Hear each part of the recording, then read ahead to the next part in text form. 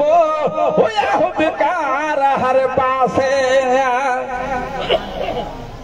ओ जे कमीना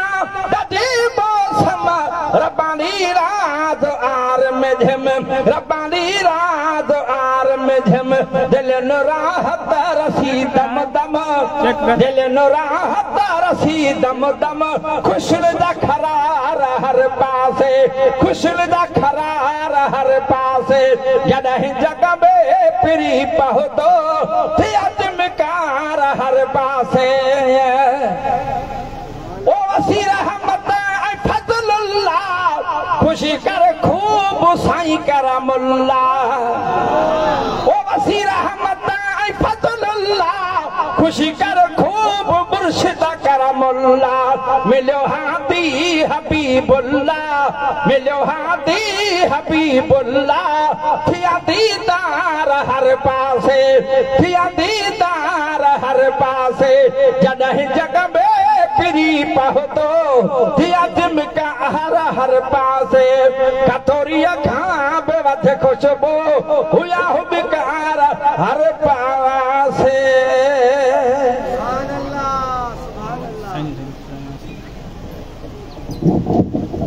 सुभान अल्लाह जिंजी दिल ठरी आ चओ सुभान अल्लाह। इन वक्त असां सोने साजन साईं दे साहिबजादा साईं मोहम्मद राशिद अंसारी करमी खे अर्ज़ कंदासीं पाण ईंदा ऐं मदीने वारे साईं जी सना ॿुधाईंदा। अल्लाह अल्लाह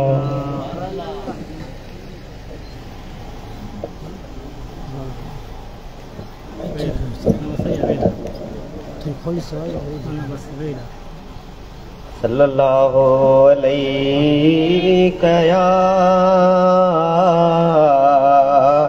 या रसूल अल्लाह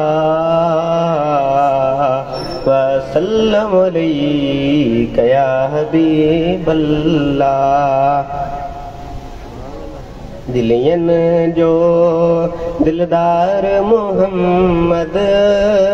सल्लल्लाहु अलैहि वसल्लम मुंहिंजी अखियुनि जो ठार मोहम्मद सल्लल्लाहु अलैहि वसल्लम दिलियन जो दिलदार मोहम्मद सल्लल्लाहु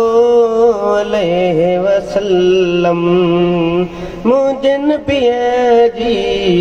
पाक पेशानी दुनिया जे ते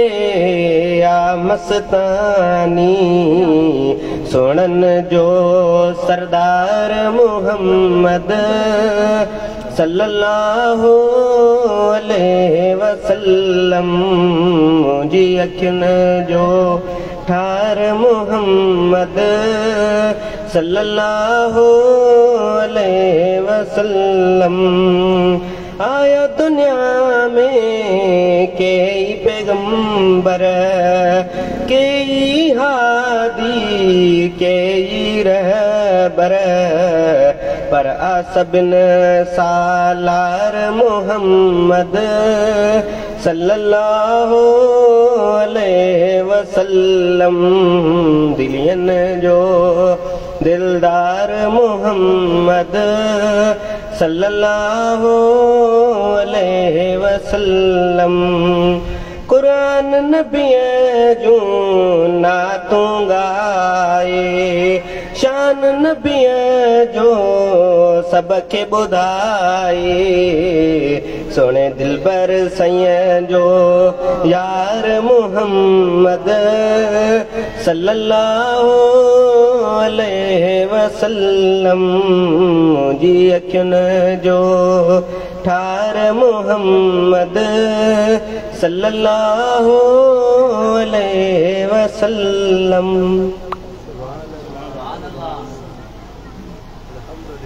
सुभान अल्लाह। हिन वक्त असां ना शरीफ़ पढ़ण जे लाइ दावत ॾींदासीं सोने साजन साईं जे वॾे साहिबजादा साईं अबू तुराब अली अंसारी करमी खे पाण ईंदा ऐं महबूब जी सना ॿुधाईंदा। सभई गॾिजी पढ़ो सल्लल्लाहु अलैहि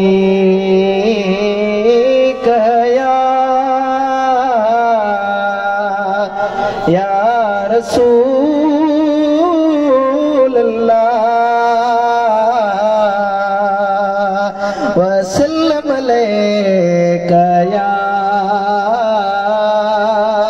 हबीब अल्लाह। है आयो रब जो हबीब हुबकार थी वया, खुल्या उम्मत जा नसीब बेड़ा पार थी वया, खुल्या उम्मत जा नसीब बेड़ा पार थी वया। आयो रब जो हबीब हुबकार थी वया, खुल्या उम्मत जा नसीब बेड़ा पार थी वया,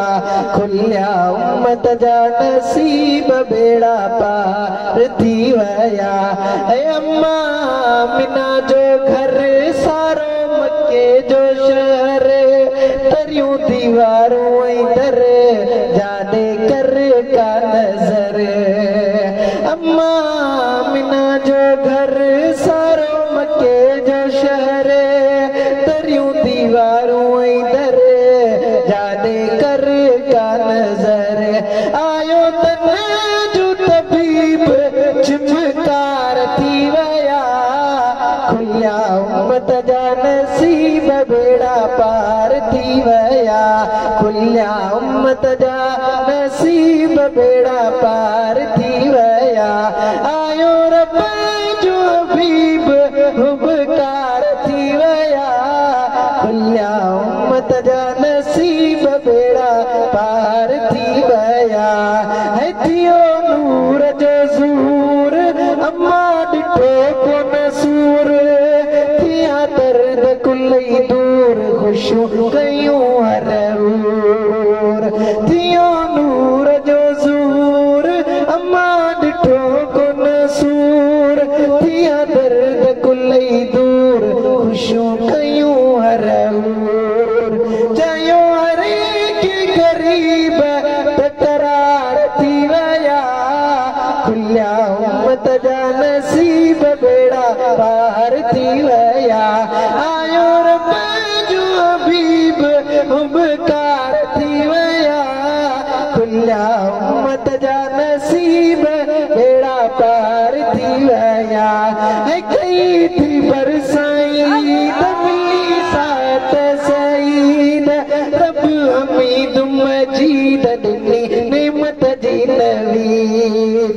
कई थी बरसाई मिली सात सईद, रब हमीद मजीद ॾिनी नेमत जी नवीद। थी वई वार वरीब बहार थी वया, खुल्या उम्मत जा नसीब बेड़ा पार थी वया, खुल्या उम्मत जा नसीब बेड़ा पार थी वया। सुभान अल्लाह। इन वक्त नशरी पढ़ण जे लाइ दावत ॾींदासीं। फ़कीर साजिद अली करमी खे पाणींदा, महबूब जी सना ॿुधाईंदा। अल्लाह आ सोहणा आण सिरांदी थी वी, आ सोहणा आण सिरांदी थी वी, बहसिरांदी सावल सोहणा अखर ॾो चालावी। कर्म कर जो यार सजण ओ मैं को कलमा पाक पढ़ावी। कर्म कर जो पीर पुनल ओ मैं ॾाख्या तो चा बनावी। वेस मेरे बाल बचा दे मुर्शिद पार तो होए, अते नंगे नंग सुञाणे आखे से हजरत गफारा बादीदा अपने हथ न लाश लटावे। और रात मुर्शिद तारे हाण कयूं, और रात मुर्शिद तारे हाण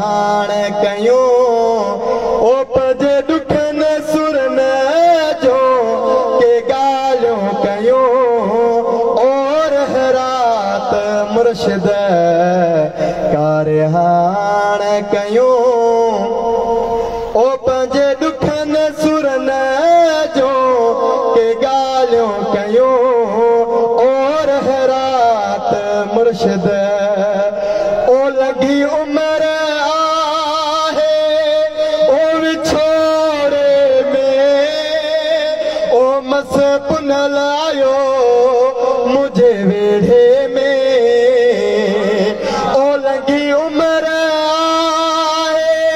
ओ यार विछोड़े में ओ मस पुनल आयो मुझे वेढ़े में ओ तुंहिंजी सोणी महफ़िल में के घड़ियूं घारियूं ओ रहरात मुर्शिद कार हाण कयूं ओ पंहिंजे ॾुखनि सुरनि जो यार के ॻाल्हियूं कयूं ओ रहरात मुर्शिद हिन भलारी रात ले ओ मामा दोस्त ओ तुझे दीदार ले सोना मां प्यासो से सब चो सुभान अल्लाह ही शहर सुने दिलबर संजे शान में अचो सुभान अल्लाह ओ हिन भलारी रात ले मुर्शिद मामा दोस्त ओ तुझे दीदार ले सोना मां प्यासो से हो काफी कुर्ब करे आए पेर भरे हो काफी कुर्ब करे यार आए पेर भरे हो ॾिनई मो आजिज़ खे वाधायूं ओ रहरात मुर्शिद अथई मुर्शिद परत ओ मुको झड़जी ओ मन प्यारा परत मलाई हिन गंदड़े जी अथई सजण परत ओ मुको झड़जी ओ मन प्यारा परत मलाई हिन गंदड़े जी ओ हाणे हुज़ूर क़िबला साईं गुलाम मुर्तज़ा खे ओ हाणे हुज़ूर क़िबला साईं गुलाम मुर्तज़ा खे ओ पिरी पाण परे ना कजाए मूं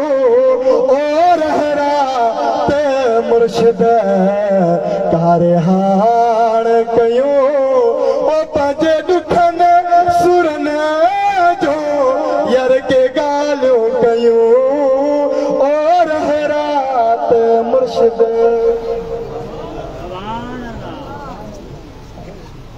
चओ सुभान अल्लाह महबूब जी मिलाद आहे रबिउल अव्वल जो महीनो आहे ऐं सानो सोणे दिलबर साईं जो दीदार आहे दिलियूं ठरियूं या न ठरियूं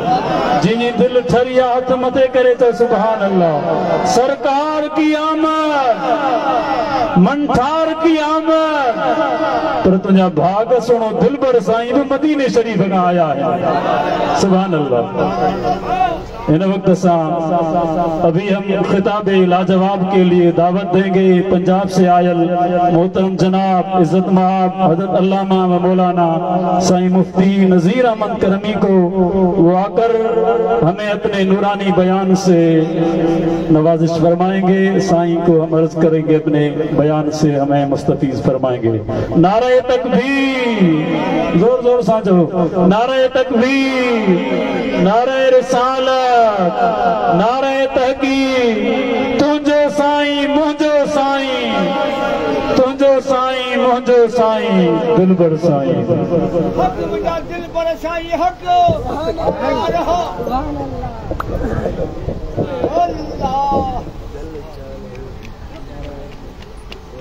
राजन के साईं उठाड़े पर मुझे मिठल आहे ते मिठल मुझो आहे दूर संग जाओ निका पड़ी नहमदुहु व नसल्ली अला रसूलिल करीम अम्मा बाद बिस्मिल्लाहिर रहमानिर रहीम व मुबश्शिरम बिरसूल याती मिन बाद इसमुहु अहमद सदक़ल्लाहुल अज़ीम।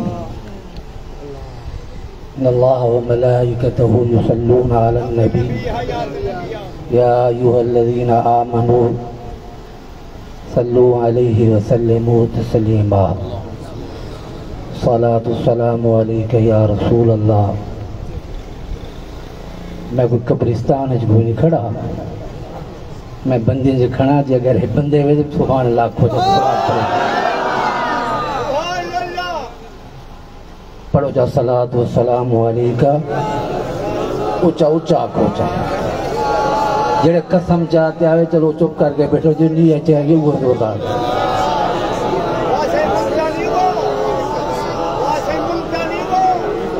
جے بندہ بیٹھو ہے نا جنہیں درود شریف پڑھ کے تھوڑا اگتے تھی ہو، جنہیں پڑھے وہ اگتے تھی ہوائے باقی بیٹھے رہا ہے.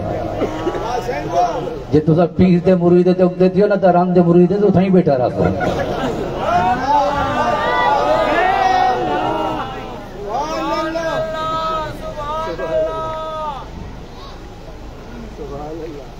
تو دھوپتے میں ویسے سڑ دے بیٹھو. نہایت واجب الاحترام علماء کرام پیر طریقت رہبر شریعت حضرت پیر کرم اللہ الہی المعروف دلبر سین رحمت برکاتہم العالیہ. کیونکہ میرے جو ہمت کوئی نہیں، جرت کوئی نہیں، طاقت کوئی نہیں، میں تو سہیں گوئے کہ میں صرف خالص صرف پڑھے ہوں ملان دی خطر جایا زندگی دا کوئی پتہ کہہ نہیں، وہ طاقت بھی کو نہیں رہ گی دے دے کھڑے ہو تو. لیکن تمہاری محبت جیسے کیا رہا پانی کھڑا نہ کھڑا اٹھائیں اب تو کوئی نہیں تھیا پانی. میں جدہ مدرسے کو لیک تھی گیا مسجد مدرسہ اٹھائیں کھڑن تھے تمہارے جی ہمت اے نہیں تھی کہ تمہارا کام کو اگتے کر چھوڑوں اچھا اچھا کھائے چاہ کچھ نہیں تھی دا سکوں. سبحان اللہ کھنال نہ توڑا خرچہ ہے نہ توڑے ہوتے پرچہ تھی سی بلکہ جنت چرچہ تھی سی. یہ ہر بندے دا گزردہ پہ میرا ہی گزردہ پہ توڑا گزردہ پہ کہیں دا نہیں گزردے ایاری دے وچ، کہیں دا بدکاری دے وچ، کہیں دا فنکاری وچ، کہیں دا زناکاری دے وچ. تو کو مبارک ہوئے کہ توڑا نہیں گزردہ پہ نبی دی وفاداری ہے. اجا چس نہیں سبحان اللہ دی. کیونکہ کوئی آتا ہے کوئی جاتا ہے محفل کا رنگ ہے وہی، ساقی کی نوازش جاری ہے مہمان بدلتے رہتے ہیں. ہم رندوں کو محفل میں ہر رسم عبادت ہوتی ہے، دل بھر کو بٹھا کر پیش نظر چہرے کی تلاوت ہوتی ہے. میں آدھا ہونا شگرد او چنگا جڑا استاد کو دیکھ تو خوش تھی وے، مقتدی او چنگا جڑا اپنے امام کو دیکھ تو خوش تھی وے، بیوی اوہا چنگی جڑی اپنے خامد کو دیکھ تو خوش تھی وے، مرید او چنگا جڑا اپنے پیر کو دیکھ تو خوش تھی وے، امتی او چنگا جڑا ذکر نبی سن تو خوش تھی وے. آج دا جڑا جفادہ جلسہ سیاست دا نہیں، عبادت دا ہے، بے ایمانے دا نہیں، ایمان والے دا ہے، منافقیں دا نہیں بلکہ نبی دے عاشقاں دا ہے. ربیع الاول دا مہینہ ہے، ربیع دا معنی بہار، اول دا معنی پہلی. حضور اکرم صلی اللہ علیہ وسلم یہ دنیا میں تشریف گھننا ہے. حضور دا آمنا آپ دی ولادت موجدہ، آپ دا بچپن موجدہ، آپ دی جوانی موجدہ، آپ دا بڑھاپا موجدہ، انگلیاں دے وچوں پانی دے چشمے کٹنا موجدہ، درختیں دا درود و سلام پڑھنا نبی دا موجدہ، ہرنی دی فریاد سنتوں کو چھڑوانا نبی دا موجدہ، حسن حسین کو کندھے تے اٹھانا اے بھی نبی دا موجدہ، علی المرتضیٰ کو بستر تے سومانا اے بھی نبی دا موجدہ، عائشہ نال نکاح کرنا نبی دا موجدہ، خدیجہ نال شادی کرنا نبی دا موجدہ، صدیق اکبر کو مسلح تے کھڑا کرنا اے بھی نبی دا موجدہ، فرش تے تلن اے بھی نبی دا موجدہ، عرش تے ونجن اے بھی نبی دا موجدہ. کاف کرم کرو دل نرم کرو، ایک کم اچھا نہیں. فقیرو ایک کم غلط ہے جڑا ایک کم غلط ہے تواڈی بولن دے بے شروع تھی ویسن کاف کرم کرو دل نرم کرو کچھ بھرم رکھو ساڑے آمنے دا ایک سونے ہو دوجا ناد کرو تیجا فخر کریں دے لامنے دا اسا سچ آکھوں تسا رس پون دے ہو ہتھ الٹا گیڑ منامنے دا دل چس جڑی یاری وچ یار نہ ملے کیا فائدہ اون یاری لامنے دا آئے بھی بیٹھے تھے چپ کر کے بیٹھے رہو باوضو بیٹھے ہو کہ بلال پزمون کی تھی بیٹھے ہو جنہاں تسا ایک واری سبحان اللہ آکسو اللہ پاک جنت تواری خاطر درخت لانے دے جتنا دل کریں دے باغ لگو سبحان اللہ جتنا آکسو اللہ پاک تواری جنہاں جنت باغ لگن داوے سو میرے آقا علیہ السلام دے آمان دے نال ہر شے خوشی کی تھی ایک شیطان ہے جڑا ابو قبیس پہاڑی تے چڑھتے رومن پہ گیا شاگردیں پوچھا استاد کیا تھی گے وہ کہ کیا لسا آجو نبی آگے جائے میرا پتہ لسنے ہی خاطر اعلیٰ حضرت فرمائے نثار تیری چہل پہل پر ہزاروں عیدیں ربیع الاول سوائے ابلیس کے جہاں میں سبھی تو خوشیاں منا رہے ہیں زمین نے خوشی کی تھی آسمان نے خوشی کی تھی زمین کہنے لگی میں کیوں نہ خوشی کروں مجھے تو محمد مل گیا آسمان کہنے لگا میں کیوں نہ مسکراؤں مجھے تو احمد مل گیا ولیوں نے کہا ہمیں رب کا نظارہ مل گیا مسجد نے کہا مجھے منارہ مل گیا یتیموں نے کہا ہمیں سہارا مل گیا بیواؤں نے کہا ہمیں آسرا مل گیا نماز نے کہا مجھے تقدس مل گیا اتحیات نے کہا مجھے ایوہ النبیوں مل گیا عالم نے کہا علم مل گیا طالب نے کہا مطلوب مل گیا محب نے کہا محبوب مل گیا عاشق نے کہا معشوق مل گیا بھٹکنے والوں نے کہا ہمیں ہدایت کا ستارہ مل گیا ولیوں نے کہا آج ہمیں انعام مل گیا اور نبیوں نے کہا آج ہمیں امام مل گیا نبی دی آمن دے نال ہر شے خوشی کی تھی مشرق والے جانور مغرب والے کو مبارک باد دے دے پیہن اما آمنہ آتی ہے پہلا مہینہ ہے میں کیا دے دی ہاں ایک بابا ہے داڑھی سفید ہے میں کو مبارک باد دے وانا آیا کھڑے آدھے میری دھی آمنہ تو کو مبارک ہوئے میں کہ بابا تو کون ہے میں اکھا میں تیرا ابا ہاں وہاں کہ میرا ابا تائیں میں کہنا ہاں وہاں کہ میں اندہ بھی ابا ہاں میں ابو البشر ہاں بشرن دا پیو جناب آدم پیغمبر ہاں میری دھی میں تک مبارک باد دیوان آیا کھنا تیری جھولیج کی عام انسان نہیں آدھا پیا عام بشر نہیں آدھا پیا مالے کے کونوں مکہ آدھا پہ انہیں آکھا کے سارا جہان پیا دے ایک کون آدھا پہ آمنہ دا لال ہے محبوب مثلو بے مثال ہے اللہ دا یار ہے رب دا دلدار ہے امت دا غمخار ہے مدینہ دا تاجدار ہے آنکھوں تا سارے نبیاں دا سردار ہے اما دیئے جاولے میں اتھا بیٹھی ہم ہوں جاولے 12 ربیع الاول دی رات آئیے نہیں آکھن لگا مولا میرے اندر ہی نبی کو بھیج اور رات آکھن لگی میرے اندر بھیج تاکہ میری شان ودھ ونجے اللہ کے دعائیں کو راضی کرے سا رات میں دی پئی ہو سی نہیں آدھا پیا ہو سی میرے نبی دا ظہور تھیندہ پیا ہو سی تو بندی آدھنے ویلا کے ہے جنہوں وڈا ویلا ہے میں کہ وڈا ویلا این خاطرے وڈا جو ہے سمجھے کہنے میں تو ساں اور جلا جاگ پو کچھ نہیں تھیندہ تو کو سنیو سننا تھے کھڑو ای میں تسا چپ کر کے بیٹھے ہو کم از کم ماشاءاللہ جزاک اللہ نہ تا انہا للہ تا پڑھو جا میں توارو تو تسا میرے ہوتے پڑھ چھوڑ بات ان توجہ کرے اما منا دیے میں کلی بیٹھی ہم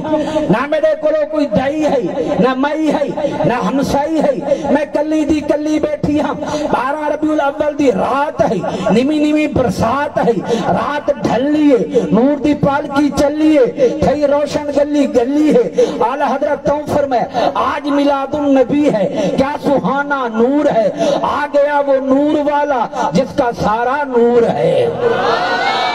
مختصر گل کر اما دی نبی دی جو ولادت جو تھی ہے جناب عبد المطلب فرمینن میں کعبے دا طواف ادا کرے نا ہم کعبہ جانا جھکے کیڑے پاسے جھکے جیڑے جڑے پاسے آمنہ دا گھر رہی وہ ساری دنیا سجدہ کرے کعبے والے پر کعبہ سجدہ کرے مصطفیٰ والے کیونکہ کعبہ فقط کعبہ ہے اور میرے تیرے نبی دا چہرہ کعبے دا بھی کعبہ ہے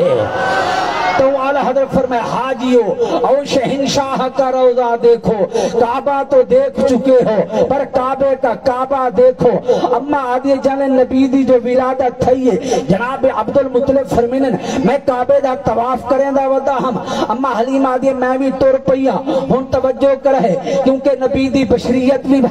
برحق ہے نبی دی نورانیت بھی برحق ہے ہن توجہ میرے وال کرے اسا ہے بشر نبی خیر البشر اسا ہے بشر او سید البشر اسا ہے بشر او احسن البشر اسا ہے بشر او اکمل البشر اسا ہے بشر او احسن البشر اسا ہے کم تر نبی بہتر اسا ہے ارذل نبی ہے افضل اسا ہے انسان نبی انسان خیر الانام اسا ہے گدا نبی ختم نبوت دے بادشاہ اسا ہے گناہ کرن والے نبی گناہگاراں کو بخشواون والے اسا جنت وچ ونجن والے نبی ہاتھ پکڑتے گھنتے ونجن والے اسا کوثر پیون والے نبی جام بھر بھرتے پلاون والے اسا خدا کو لبھن والے نبی ہاتھ پکڑتے ملاون والے وہ اسا پڑھو ناول بنے نبی پڑھے قرآن بنے اسا بولو بات بنے نبی بولے حدیث بنے اگر اسا خدا دے گھر رہو اپنے جتیال ہاتھ دیوں نبی آسماناتے بنے اپنی نالین ساتھ گھنتے بنے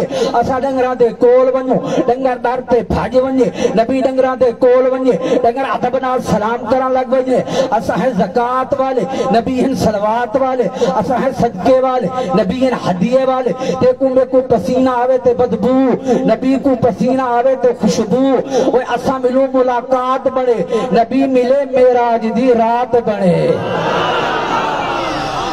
جناب عبد المطلب ودہن کعبے دا طواف کریں دے اما آدھے میں آئیاں بیت اللہ دے اتے میرے اکھا میں جو نیر ہیں میں کہ مولا بے شک میں گندی ہاں پر تیری تا بندی ہاں آئی ہم بال جاون بال نہیں ملدا پیا آدھے حیران ہاں پریشان اور آدھے میں جو تھیں گر پریشانی دے عالم میں چکھڑیاں جناب عبد المطلب پوچھتے پہ حلیمہ کیا گال ہے کیوں رون دی پئی ہے آدھے کعبے دا متولیہ میں نہ رواں تا کون روے آئی ہم بال جاون بال نہیں ملدا پیا فرمایا حلیمہ پریشان نہ تھی اللہ میں کو لال لیتے نولی حال لیتے بے نسال لیتے صاحب جمال لیتے عبداللہ دا پتر ہے سادہ نبی او ہے سادہ نبی شمس الضحا ہے بدر الدجا ہے عقل انسانی تو ماورا ہے سادے نبی دانا ہر دردی دوا ہے سادے نبی دانا ہر مردی شفا ہے ایت رحمت دو سرا ہے آنکھوں دنیا تعریفاں کرن والا خود خدا ہے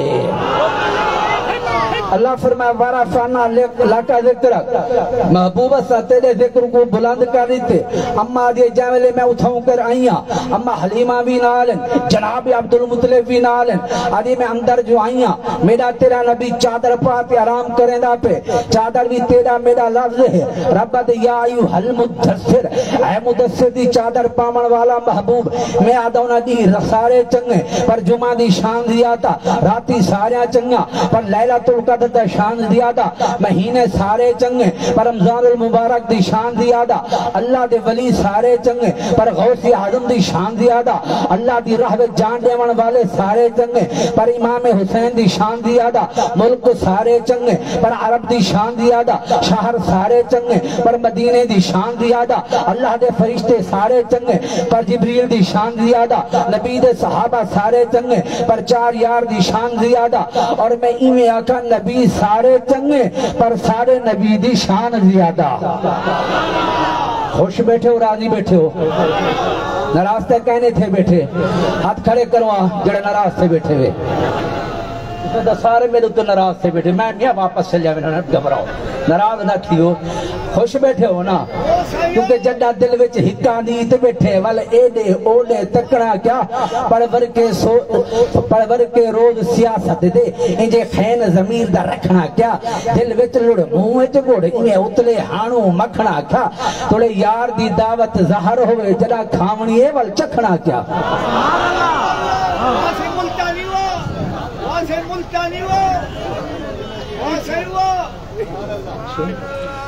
توجہ ہے اما دے جڑن میں جو نبی دے چہرے تو چادر جو ہٹائیے نبی دا چہرہ اتنا چمکے نا میرے اکھاں چوندھیا گئے اما حلیمہ دے میں کو آکھنا پہ گئے آدھی آمنہ یہ جیاں سونا بال میں نہیں ڈٹھا آمنہ دے میں بھی نہیں ڈٹھا عبدالمطلب آدھنی ہے جیاں میں نہیں بھی ڈٹھا آخر جبریل کو بھی آکھنا پہ گئے آفا کہا گر دیدام مہرے بتاور زیدام بسیار خوبہ دیدام لیکن تو چیزیں دیگری اکھن لگے میں بھی سونا نہیں ڈٹھا ہر ایک نے اپنی اپنی مطابق شان نبی دی بیان کی تھی سادیہ دے زبانتا بودر دہاں جائے گی سنائے محمد بودر پذیر اور جامل شرادیہ دے یا صاحب الجمال و یا سید البشر من وجہ کل منیر لقد نویر القمر لا يمكن السناؤ کما کان حقه بعد الخدا بزرگ تو ہی قصہ مختصر انہیں اس طرح بیان کی تھی پنجابی آلہ دے حسینہ جمیلہ دا منہ موڑ دیتا محمد بنا کے کلم توڑ دیتا پر سرائکی علیہ دے نبی سے تیرے منہ دکھاون تو صدقے والی چپ تو بھی صدقے کہیں کو حلوہ پسند کہیں کو زردہ پسند کہیں کو گوشت پسند پر دل برا بات درگاہ شریف آمن والوں میں کتوری ہے چوپی پسند ہے انہیں کہ نا نبی سے تیرے منہ دکھاون تو صدقے خدا سے محمد بناون تو صدقے شہنشاہ گوڑا بھی بیل پہ وعدے ظلفاں چھلے او چھلے سارا جگ سونا پر میرے محمد تو تھلے او تھلے خوش بیٹھے ہو نا چلو یہ خوش بیٹھے ہو نا مدرسے دی خدمت کر رہے اٹھو ہمیں پتہ لے جرے خوش تھے بیٹھے ہوئے جرے ناراض بیٹھے تو والے بیٹھے رہا ہے اٹھو کیڑا بندہ جنے کیونکہ میں کو بڑا عرصہ تھی کہ تاں آئے ہوئے تے میں ہن ایک کے گل اٹھاواں تو ہن مینٹنل سی بہتر تے اپنے آپ مدرسے دی خدمت کرو میں کو پتہ صحیح نال ہاتھی میں ملائی ونجو تے پیسے دے ونجو کوئی بندہ خالی نہ رہ گیا اللہ تو کو دیتے تے اللہ دے دیتے مال چلو کوئی بندہ خالی نہ جتنا تھی سکتے کیونکہ میں کو پتہ بھی ہے کوئی نہیں ہوندا تے لیکن میں تو کو دے دا بیٹھا بھی کتی کتے دے دے پیو اوہ تے آدھے سی ساکو اپنے پیر نال بڑی محبت ہے میں دیکھا تھی کتنی 100 والی محبت ہے 1000 علی کتنے پتہ تا لگنا میں کوئی حالی تے میں آندے پن کوئی 100 والا کوئی تا آندے پن جے صاحب نوٹ ایجے سٹو آندے میں دیکھا کڑا بڑے اچھے لوگ ہو یار تو ایڈے تو سن نبی دے دیوانے تو پیشانی ہوئے تو نبی دی محبت بھی چمک دی کھڑی ہے پچھلے بیٹھے رہا ہے بیٹھ رہا ہے تھیں کر رہا ہے جانجے ہے سارے تو کوئی بندہ خالی نہ رہے بنجے بس سارے دے سارے اپنے پیر کو منن والے جڑے بھی ہے سارے دتی ونجو تھیں کر بس ڈھیر لاڑو پتہ لگے کہ واقعی فضل ہے اپنا دلبر آباد والے اے دے نبی دی عاشقن کہ اللہ دے گھر دی خاطر سب کچھ قربان نقش بندیوں ویسے تو ایڈا ساڈا جڑا ہے نا سلسلہ نقش بندیاں دا حضرت ابو بکر صدیق دے نال ملتے جے اپنے کپڑے بھی جرا نہ لہا کے دیتے تو سائیں کیا کرے دے پیو کوئی پچھلا چپ کر کے بیٹھے رہا تو ساں کرسیاں کو گنائے بیٹھے کہ کتنا یہ تھی پہن جتنے قدم ٹر کے اسو اللہ پاک تو قدم گنوے دا ویسی جنت تو لے جرا نہ نام اعمال تو لے جرا نہ اے لکھوے دا ویسی کوئی احباب خالی نہ راوے میرا حق بندا کیونکہ ادنا جس کا کھانا اس کا گانا ہم جس کا کھا رہے ہیں اسی نبی کے گیت بھی گا رہے ہیں اور اسی لیے تو سنی محفل میلاد بھی منا رہے ہیں سارے دوست کوئی آپ خالی نہ رہے پیچھے نہ تو جان چھوڑے سا اپنی بچے سا شاباش کوئی آپ خالی نہ رہے بڑا عرصہ تھی کہ میں دے دا پیا کہ واقعی محبت ہے پہلے علیہ کہنا لیکن میرے کو پتہ لگے تو اندر وہ محبت جذبہ کھڑا اللہ کرے یہ تو زیادہ تھی ہے میرا مالک توجہ میرا مالک تے کو اپنی ربوبیت دا واسطہ تے کو اپنے محبوب دی ختم نبوت دا واسطہ صدیق اکبر دی صداقت دا واسطہ امیر عمر دی عدالت دا واسطہ عثمان غنی دی شرافت دا واسطہ مولا علی دی شجاعت دا واسطہ حسن حسین دی شہادت دا واسطہ سیدہ طیبہ فاطمہ زہرا دے پردے دا واسطہ سیدہ آمنہ دی عزت دا واسطہ میرا مالک جڑے حصہ ملیں دے پہنا آج رات انہیں کو نبی دا دیدار عطا فرما رہے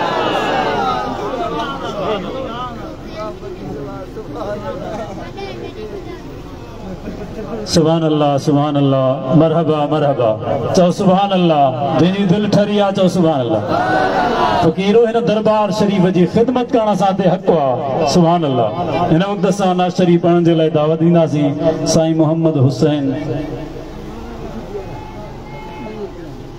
ناز شریف پڑھن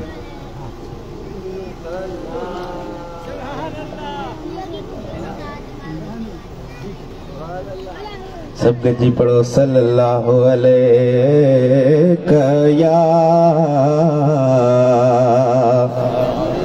یا رسول اللہ وسلم علیک یا حبیب اللہ جانی آیو جانی تھی وئی مہربانی جانی آیو جانی تھی وئی مہربانی جانی جلوے دار اللہ بابا سید جا سینگار جانی آیو جانی تھی وئی مہربانی جانی آیو جانی تھی وئی مہربانی جانی جلوے دار اللہ بابا سید جا سینگار ہے چہرو چمکے بہ بہ بہ کے نور تجلی مادر ملکے چہرو چمکے بہ بہ بہ کے نور تجلی مادر ملکے چانڈرونا چمکار اللہ بابا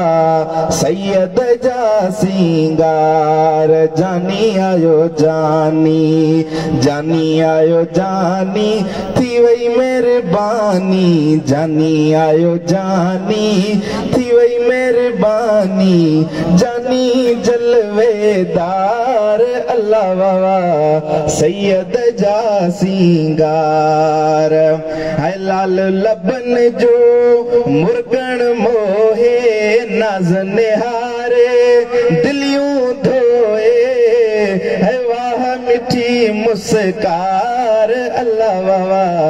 سید جا سینگار جانی آیو جانی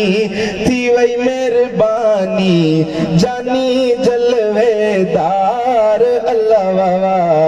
سید جا سینگار ہے سنے دل بر سائیں تھیا بخت بلیرا دھومن آئیو موہڑا میرا تو خوشیون جات قرار اللہ بابا سید جا سینگار جانی آیو جانی تھی وئی مہربانی جانی آیو جانی تھی وئی مہربانی جانی جلوے دار اللہ بابا سید جا سینگار سبحان اللہ ہن وقت ساں خطاب لا جواب ضلع دعوت ڈیناسی ہن دربار عالیہ جا سجادہ نشین حضور قبلہ عالم جن جا وڈا صاحبزادہ سونے ساجن سائیں کے عرض کنداسی پنجے نورانی بیان ساں تواں سانجی دلیوں منور کندا اللہ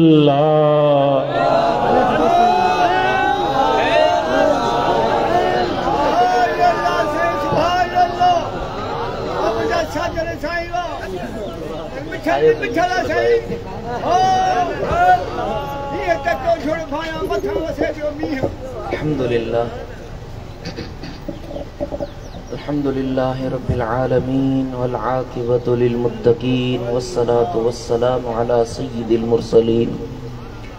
وعلى آله وأصحابه وأزواجه أجمعين أما بعد فأعوذ بالله من الشيطان اللعين الرجيم بسم الله الرحمن الرحيم وللآخرة خير لك من الأولى صدق الله مولانا العلی العظیم وصدق رسولہ النبی الکریم الامین۔ حضرات گرامی، پیارا دوستو، بزرگو، عزیزو، بھائرو، اللہ رب العزت جا اڑگڑیاں احسان جہیں پانجے فضل ساں پانجے کرم جے اگیاں حاضر کہو۔ اللہ جا کروڑ ہا کرم جیں کریم پانجے کرم ساں دربار دلبر آباد میں سونے دلبر سائیں جے سامو ویڑھ توفیق عطا۔ مدینے آرے سائیں جے عشق جی گال ہو جے، مدینے آرے سائیں جے محبت جی گال ہو جے، محبوب محمد امیر جے میلاد جی گال ہو جے، محبوب جو تذکر ہو جے، زبان دلبر سائیں جی ہو جے۔ किए दा पाया चो न सुभान अल्लाह ऐं वक्त वारा आहियूं असां जो हिन पुरफितन दौर में असां के अल्लाह रहबर दिनो आ त दिलबर साईं जहिड़ो जंहिंजी गुफ्तार जंहिंजो किरदार जंहिंजी ई गाल जंहिंजो हलण जंहिंजो घुमण मुझे मदीने वारे साईं जी सुन्नत जे मुताबिक अल्हम्दुलिल्लाह शुक्र अल्हम्दुलिल्लाह वरी भी शुक्र अल्हम्दुलिल्लाह चो शुक्र अल्हम्दुलिल्लाह प्यारा भाईरो अल्लाह रब्बुल इज्जत पंहिंजे पाक किताब में इरशाद फरमायो आ वलल आखिरतु खैरुल लक मिनल ऊला ए मुझा महबूब सोना हर घड़ी हर वक्त तुझे शान के मां अल्लाह वधाईंदो थो रहा वलल आखिरतो हर घड़ी जेका गुजरी वई ईंदड़ घड़ी मुझा महबूब तुझो शान अञा वधीक हूंदो जेको अज शान आ वो सुभाणे अञा वधीक हूंदो दुनिया वारन जा गीत गायण वारा के जा उस्ताद जा शागिर्द हूंदा मुर्शिद जा मुरीद हूंदा दुनिया वारन जा खादिम चाकर हूंदा जेके पंहिंजे वॾनि जो तज़किरो कंदा आहिनि पर कुर्बान वञा मदीने वारे ढोलण जी ज़ात तां जंहिंजे शान खे रब पाण वधाए दुनिया वारन जी दिलुनि में मोहब्बत रखाए हर रोज हर घड़ी नित नई मोहब्बत जो जज्बो अता फरमाए को किथे जो को लाड़ जो को पार जो को उत्तर जो को दक्षिण जो को हिंद जो को सिंध जो को अरब जो को अजम जो पर गाल सभिनीन में हिकड़ी मुश्तरक आ त उन्हनि जी दिलुनि में आमिना जे लाल जी मोहब्बत आहे छा अरब वा छा अजम वा छा बर्रे सगीर पाको हिंद वा ता जिडे नजर कंदो मदीने वारे साईं जे इश्क जे तरानन के गायण वारा भी हूंदा त बुधण वारा भी हूंदा गायण वारा भी लखन में हूंदा करोड़न में हूंदा त बुधण वारा भी अरबन ऐं खरबन में हूंदा छो जो इने महबूब जो शान इने महबूब जो मकाम अल्लाह पाण बुलंद कयो आ ऐं रब करीम पंहिंजे महबूब जी इज्जत नामूस जो मुहाफिज भी पाण अल्लाह आहे सुभान अल्लाह चओ न सुभान अल्लाह को मुझे महबूब जे शान में आंगुर खणे को मुझे महबूब जे शान के घटाइण वारो बणजे को केड़ो भी हुजे महबूब जे शान के घटाइंदो पाण घटजी वेंदो मदीने वारे साईं जो शान ॾींहों ॾींहुं वधंदो सुभान अल्लाह चओ न सुभान अल्लाह मुझे मुर्शिद जो शेर आ जेका मुझे दिल थी चे तांखे पढ़ी ॿुधायो चओ सल्लल्लाहु अलैहि या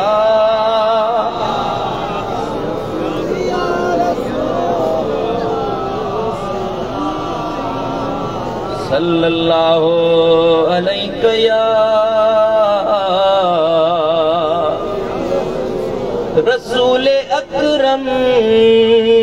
हबीब आजम रसूल अकरम हबीब आजम अम्हाई हादी अम्हाई महदी अम्हाई अव्वल अम्हाई आखिर अम्हाई अव्वल अम्हाई आखिर अम्हा का पोला नबी बअदी अम्हा ते नबूवत खत्म खुदा कई अम्हा का पोको नबी नहीं दो पर जे ईंदो ईसा छदे कलीसा अम्हा ते कलमो पढ़ाए हादी अम्हा जहानन ले रहमत आयो अम्हा जहानन ले आयो रहमत अम्हा मथा ताज खत्म नबूवत अम्हा जहीं ते कयो इनायत अम्हा जहीं ते कयो इनायत उहा जमायत को गम न ॾिसंदी उहा जमायत को गम न ॾिसंदी अव्हां जा आशिक सदाई सरहा अव्हां जा दुश्मन तबाह तरा कढे पो दिलबर साईं छो कढे दिलबर साईं छो कान कंहिंजी अव्हां जे दर ते जंहिंजे हलंदी पुॼंदी अव्हां जे दर ते पोइ जंहिंजी हलंदी पुॼंदी चओ न सुभान अल्लाह इंशाअल्लाह तकरीर वरी ॿिए के थे कभी इते बस नालो गणायोसीं दुआ कयो त अल्लाह पंहिंजे मुर्शिद जी मोहब्बत अता फरमाए मदीने वारे साईं जी मोहब्बत अता फरमाए इन मोहब्बत में जिंदगी जा आखिरी बसा पूरा फरमाए व आखिर दावाना अनिल सुभान अल्लाह जी मुंहिंजा सुहिणा साजन साईं हिन वक़्त सां ख़िताब लाजवाब जे लाइ दावत ॾींदासीं शेर दिलबर साईं साहिबज़ादा साईं अबू हाशिम मोहम्मद अल मरूफ मिठल साईं खे पढ़ाईंदा पंहिंजे नूरानी बयान सां तव्हां असांजूं दिलियूं मुनवर कंदा अल्लाह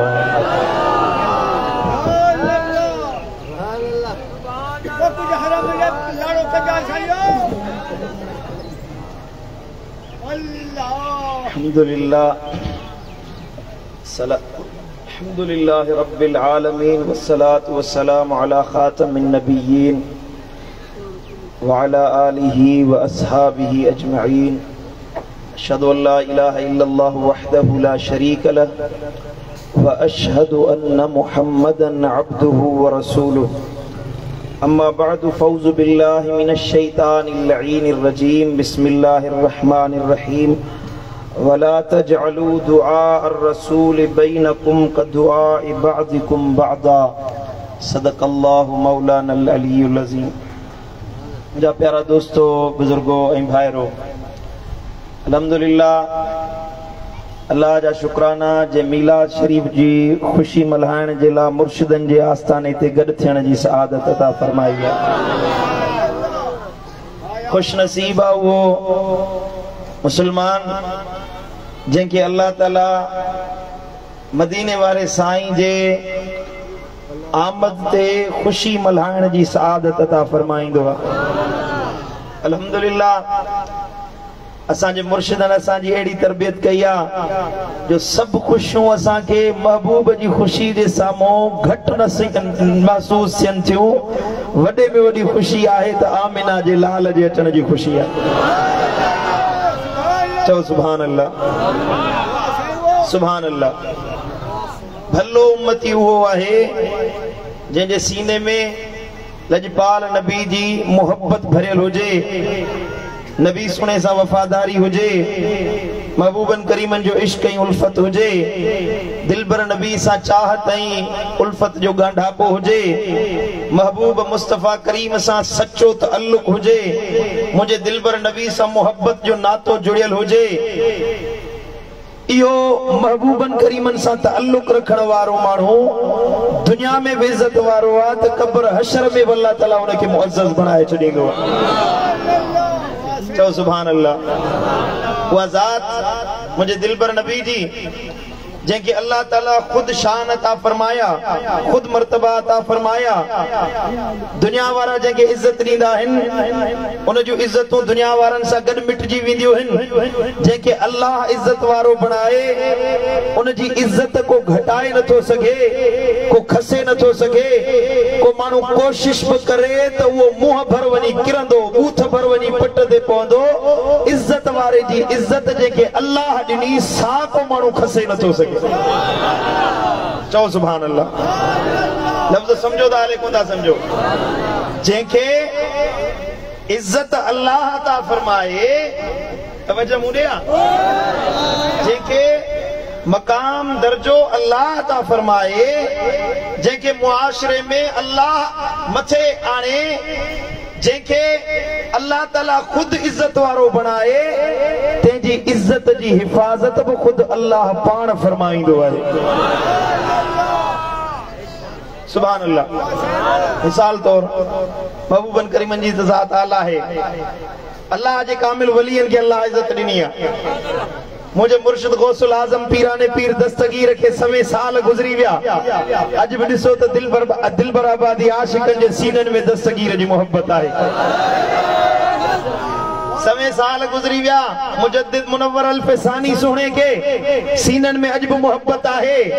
कलंदर के भिटाई के सचल साईं के पुराना मिसाल परे जी गाला अजो के जहान में वक्त में हालात हाजरा में ॾिसो त दिल पर साईं के अल्लाह के दी इज्जत अता फरमाई है। सखणी सुभान अल्लाह न दिल सा सुभान अल्लाह। समझो था को मानू रड़ियों दाहू करे तो इज्जत घटाया, जिए तो दाहू करे जिए तो रड़ियों करे तिए तो पान जलील थे। अल्लाह दिल पर साईं जो नालो अन्या तो वधाए। थकल थकल ना खुश थी सुभान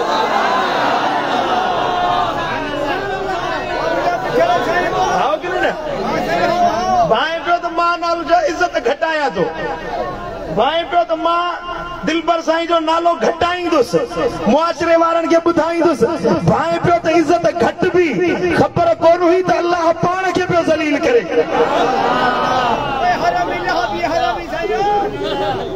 सुभान अल्लाह।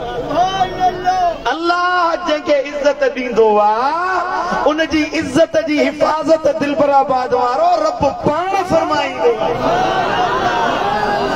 यो अल्लाह जो उसूल आहे,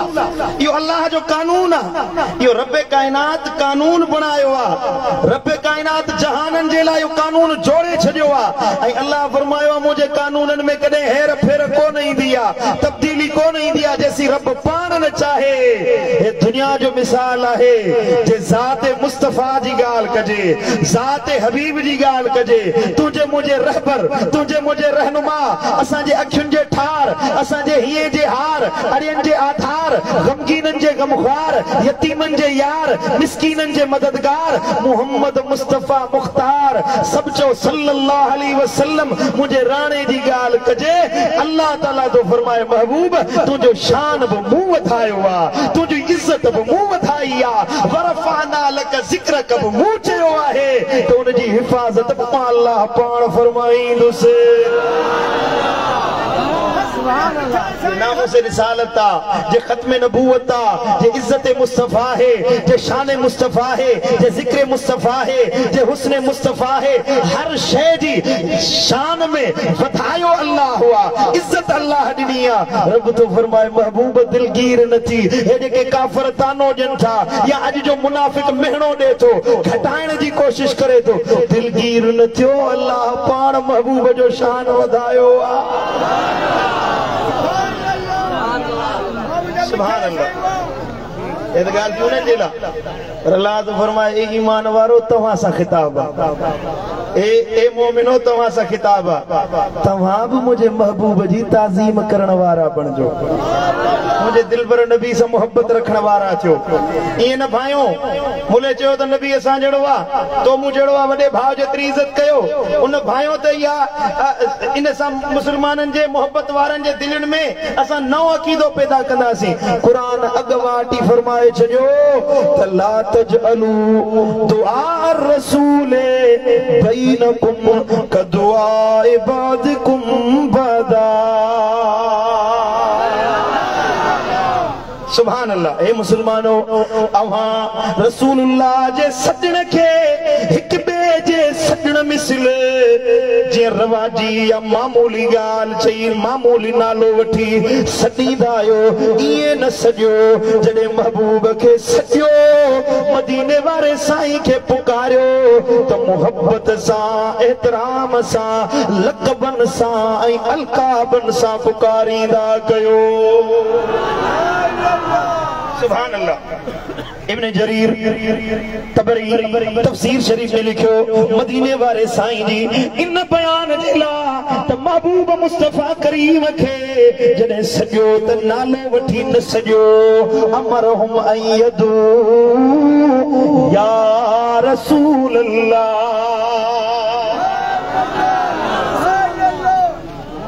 अले पुठियां जेके वेठा आहियोसीं थका वेठा आहियो ले जा वॾो खलीफ़ो हुसैन वेठो आहे जो तव्हांखे घणो फैज़ मिले ज़ोर सां चओ सुभान अल्लाह। अल्लाह जो कुरान तो फरमाए रब जो कलाम तो फरमाए जॾहिं मुंहिंजे दिलबर नबी खे सॼो सखणो नालो वठी न सॾींदा कयो इस्म पाक वठी न सॾींदा कयो जॾहिं सॼो त लक़बनि सां सॾींदा कयो ईअं सॼो त या रसूल अल्लाह या हबीब अल्लाह लक़ब सां सॼो पर सखणो लक़ब सां न इमाम मुजाहिद तो फरमाए फी लीनिन व तवादुइन जॾहिं सॼो त मुहब्बत सां सॾींदा कयो पुकारियो त आजिज़ीअ सां इनकिसारीअ सां मुंहिंजे दिलबर नबी खे मुहब्बत सां सॼो जो तव्हांजो सॾु मुंहिंजे दिलबर नबी जी दरबार में पहुचंदो आहे। सुभान अल्लाह। गाल मुझे समझो दाले कौन दा समझो हजरत सैयदना सईद बिन जुबैर रज़ियल्लाहु ताला अन्हु फरमाए तफसीर निशापुरी वारे लिखो त मदीने वाले साईं के ला तक़ूलू या मोहम्मद चई न सजो वलाकिन या नबी अल्लाह व या रसूल अल्लाह तौकीर व ताज़ीम जदे सजो त इज्जत सा एहतराम सा मोहब्बत सा महबूब जो ख्याल मदीने वाले साईं जिला पुकार ते दिल चवे त अव्वल सीने में मोहब्बत समायो सीने में उल्फत समायो इश्क सा मोहब्बत सा चो या रसूल अल्लाह नचे सुभान अल्लाह सुभान अल्लाह ये चो ये सरायकी जे आशिक हिकड़े चयो सुभान अल्लाह चो तो पढ़ा या रसूल अल्लाह करम बेहाल ते सिक्का वारो सद या रसूल अल्लाह करम बेहाल ते इतती बदकार बदआमाल ते या रसूल अल्लाह करम बेहाल ते या रसूल अल्लाह करम बेहाल ते अरे केड़े पासे ध्यान दो सुभान अल्लाह मतलब यो है तो मदीने वाले साईं सा इश्क ही मोहब्बत रखण वारा थियो चाहत उल्फत रखण वारा थियो महबूब जी इज्जत करण वारा थियो तो अल्लाह वरी तव्हां जी इज्जत वधाईंदो। आखिरी गालियों आखिरी जुमला तवज्जो जो अल्लाह जे हबीब जी इज्जत करण वारा थियो मोहब्बत मुस्तफा रखण वारा थियो मदीने वाले सा चाहत रखण वारा थियो अल्लाह वरी दिलबराबाद में अचण वारो तव्हां जो नालो बुलंद फरमाईंदो। हर के जो हिस्सो वा जे जेतरी मोहब्बत रखी उन जो शान ओतरो वधियो असा जेतरी मोहब्बत कई अल्लाह ओतरो अजर अता फरमायो। ॾिसो मुझे मुर्शिद केतरी मोहब्बत रखी अल्लाह केडो नालो वधायो। चो सुभान अल्लाह। पंहिंजा त सभई मञंदा पर अॼु परावा बि चवंदा वाह वाह दिलबर सही तोखे मदीने वारे इज्जत ॾिनी आहे। सुभान अल्लाह। सबक सिखो असांजे लाइ मिसाल असांजे मुर्शिद जी शख्सियत आहे न ॿिए दर ते छो वञूं ॿिए दर ते छो धिका खाऊं जॾहिं हर शइ हिन दर तां मिले पई अल्लाह जो ज़िक्र अल्लाह जी मोहब्बत अल्लाह जी मारिफत मदीने वारे जो इश्क उल्फत चाहत महबूब जो दर मदीने जी हाज़िरी दीन शरीयत जॾहिं हिन दर तां थी मिले त असांखे दिलबराबाद वारो ॿिए कहिड़े दर ते वञण जी हाजत कहिड़ी पई आहे। समझो था चो तो असांखे हाजत आहे ही कोन ज़रूरत आहे ही कोन चवे थो त बस साईं सभई तव्हां ॿिए कंहिं अहले सुन्नत जा आलिम आहिनि बुज़ुर्ग आहिनि उन्हनि जे लाइ बि चओ न त उन्हनि ॾे वञनि जॾहिं असांखे हर शइ मिली वई आहे उन प्यास लही वई ॿियो गिलास पीअण जी ज़रूरत आहे जॾहिं उन लॻंदी लॻंदी आहे त माण्हू पाणी पीअंदो आहे, हिकिड़ो गिलास पीतई, ॿियो गिलास पीतई, उन रही कोन्हे का त असां छो अॼु तुंहिंजो शरबत पियूं। मिल्क रोज ठाही, पेप्सी जी बोतल प्यारी, साईं मुंहिंजा वॾो केन लस्सी जे गिलास जो भरे अची असांखे दिलबर साईं अहिड़ो मुस्तफ़ा जे इश्क जो शरबत पियारियो आहे जो तव्हांजे पेप्सी ऐं कोका कोला जी ज़रूरत ई कोन्हे का। अल्लाह कंदो इंशाअल्लाह हिन तरह सां वफ़ादार हूंदासीं। ऐलान कर हथ मथे खणी इंशाअल्लाह वफ़ादार रहंदासीं। जेसी सिरीअ में सा मां पाण तो वाइदो कयां, तूं बि वाइदो कर। जेसी आयूं जेरा तेसी दिलबर साईं जो सदाईंदासीं। अल्लाह ताला शाह अमल जी तौफीक अता फरमाए। हिकिड़ी ॻाल्हि आहे, लाल सुर्खी अखा सवा लब हुया महबूब जा, इन नालो कर मुंहिंजी दिलि ठरे। पान सुर्खी अखा सवा लाल लब महबूब जा, ओ तूं त पंहिंजो पूछ ॾिस ओ बेअदब महबूब जा। सूह में सुहिणे खां ज़्यादा को बि सुहिणो कोन, सूह में सुहिणे खां ज़्यादा को बि सुहिणो कोन, छो त पंहिंजा हथ फरमाया हथ पाक रब महबूब जा। तूं त पंहिंजो बूथ ॾिस ओ बेअदब महबूब जा। जदो हू मोहम्मद तूं ममड़ो हम सरीअ में हैफ थई,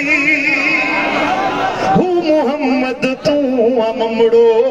हम सरीअ में हैफ थई। तूं जो हिकु लक़ब नहाबी लख लक़ब महबूब जा।